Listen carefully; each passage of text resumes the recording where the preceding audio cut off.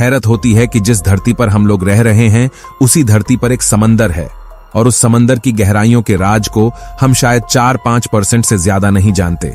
4-5% भी मैंने शायद ज्यादा बोल दिया। आज तक समुंदर की गहराई कितनी है इसका सिर्फ अंदाजा लगाया जाता है अलग अलग मेथड से, लेकिन एक्यूरेट गहराई कितनी है शायद इसका दावा कोई नहीं कर सकता। लेकिन जो डाटा है अलग अलग एजेंसियों के माध्यम से वह हम आपके सामने रखेंगे।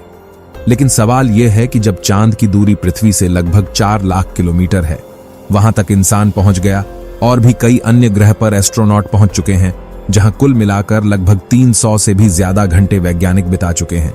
लेकिन समंदर की गहराई में जो सबसे ज्यादा गहरी जगह है वहां सिर्फ 3 लोग 3 घंटे ही रह पाए हैं। तो सोचने वाली बात यह है कि आसमान में सैकड़ों घंटे हम गुजार चुके हैं, लेकिन जिस दुनिया में हम रह रहे हैं उसी दुनिया में समुंदर मौजूद है और समंदर के अंदर जहां पर सबसे ज्यादा गहराई है वहां पर सिर्फ 3 घंटे इंसान ने गुजारे हैं। तो आखिर ऐसा क्या है समंदर की गहराइयों में, और समंदर अपने अंदर ऐसा क्या रहस्य समेटे हुए है।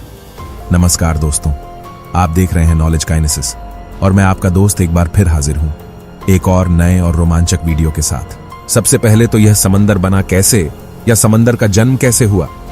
जैसे कि हमें पता है कि हमारी पृथ्वी का 71% से ज्यादा हिस्से में समुंदर है, लेकिन हैरत की बात यह है कि हम जितने समुंदर को देख पाते हैं वह महज समंदर का 20% ही है। समंदर के अंदर विभिन्न प्रकार के प्रजातियां पाई जाती हैं, जिसमें पेड़, अन्य जीव, पहाड़ और ना जाने क्या क्या, सबकी एक अलग ही दुनिया समुंदर के अंदर पाई जाती है। पर वह दुनिया कैसी है इसके बारे में हम महज कुछ ही प्रतिशत जानते हैं। तो आइए इस वीडियो के माध्यम से इन सब सवालों के बारे में जितना हो सके जानने की कोशिश करते हैं। वीडियो को अंत तक देखें ताकि पूरी जानकारी आपको अच्छे से मिल सके। आज से लगभग 50 से 100 करोड़ साल पहले समुद्र का जन्म हुआ। इसका जन्म कैसे हुआ, आपको बता दें कि करोड़ों साल पहले धरती आग का गोला हुआ करती थी। उस समय के वायुमंडल को हम आदि वायुमंडल यानी प्रोटो एटमॉस्फेयर कहते हैं। पर पानी सृष्टि का हिस्सा है और सृष्टि के विकास के हर दौर में किसी न किसी रूप में मौजूद रहा है। धरती के उस गर्म दौर में भी खनिजों के ऑक्साइड और वायुमंडल में धरती से निकली हाइड्रोजन के संयोग से गैस के रूप में पानी पैदा हो गया था, पर वह तरल बन नहीं सकता था। धरती के वायुमंडल के धीरे धीरे ठंडा होने पर इस भाप ने बादलों की शक्ल ली। इसके बाद लाखों वर्ष तक इस प्रक्रिया के कारण धरती पर मूसलाधार बारिश होती रही। यह पानी भाप बनकर उठता और संघनित कंडेंस्ड होकर फिर बरसता। धीरे धीरे पृथ्वी ठंडी होने लगी, या यूं कहे कि ठंडी हो गई। फिर बारिश होती तो भाप बहुत ही कम मात्रा में बनती, लेकिन बारिश का सिलसिला जारी रहा और पृथ्वी पर पानी जमा होने लगा। और धीरे धीरे जहां पृथ्वी पर बड़े बड़े गड्ढे थे या डिप्रेशन थे, पानी उसमें जमा होने लगा। और वक्त के साथ लाखों साल बाद इन गड्ढों में भरे पानी ने समुद्र का रूप ले लिया। क्यों समुद्र के रहस्य को आज तक कोई सुलझा नहीं पाया? समुद्र के नीचे जैसे जैसे आप जाना शुरू करेंगे, पानी का तापमान बदलेगा, दबाव बढ़ना शुरू होगा और रोशनी कम होती जाएगी। यही वजह है कि समुद्र में जीव भी पानी की सतह के पास ही पाए जाते हैं। सतह से 1000 मीटर यानी 3280 फीट नीचे रोशनी खत्म होना शुरू हो जाती है। इस जोन को एफोटिक जोन या फिर मिडनाइट जोन कहा जाता है। इसके बाद समुद्र में सूरज की रोशनी नहीं पहुंचती, यहां होता है घना अंधेरा।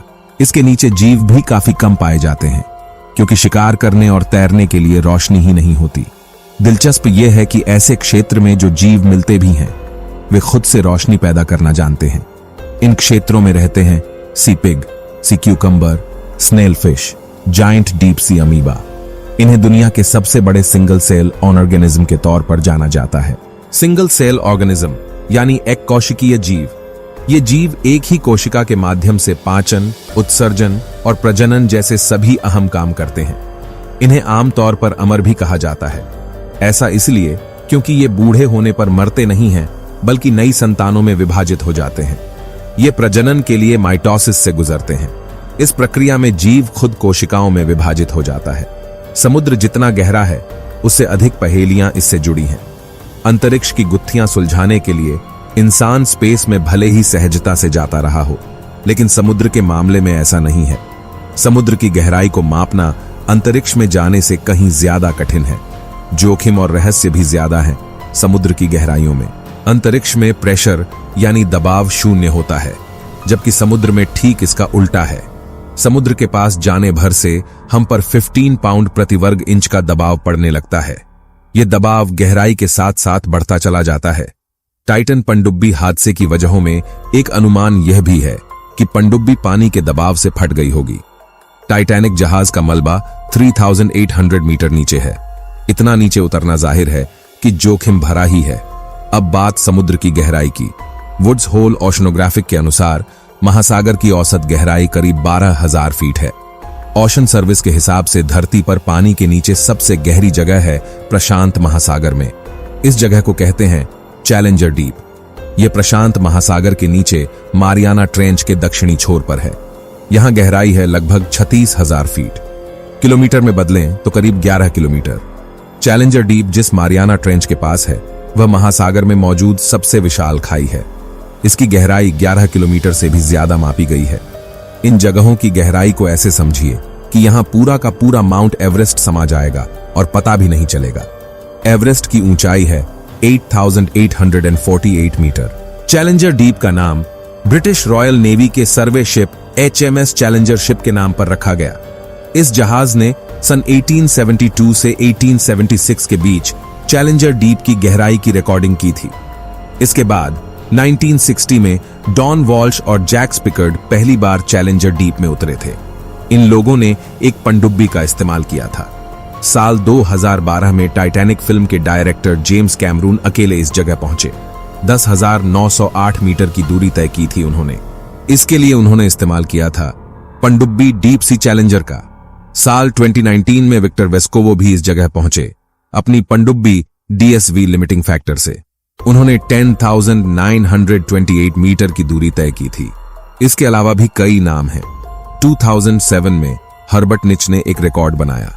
उन्होंने बिना किसी उपकरण के समुद्र में 214 मीटर का गोता लगाया था।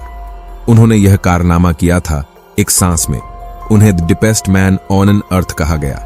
2014 में अहमद गैब्र ने रेड सी में सबसे गहरी स्कूबा डाइव की। वह ब्रीडिंग ऑपरेटर्स के साथ समंदर में 332 मीटर नीचे उतरे थे। रहस्यमयी जीवों के साथ साथ निचली सतह पर एक अप्रिय चीज भी है। समुद्र के रहस्य सुलझाने में इंसानों ने समुद्र में गंदगी भी खूब फैलाई है। इसके सबसे निचले तल पर इतना मलबा है कि अगर उसे बाहर निकाला जाए तो उस मलबे से पूरा एक देश को भरा जा सकता है। इंटरगवर्नमेंटल ओशनोग्राफिक कमीशन के मुताबिक समुद्र के तल पर 3 मिलियन से भी ज्यादा जहाजों का मलबा जमा हुआ है। और यह तो कुछ भी नहीं, समुद्र में इंसान के द्वारा उत्पन्न किया गया मलबा, हवाई जहाज का मलबा और ना जाने क्या क्या।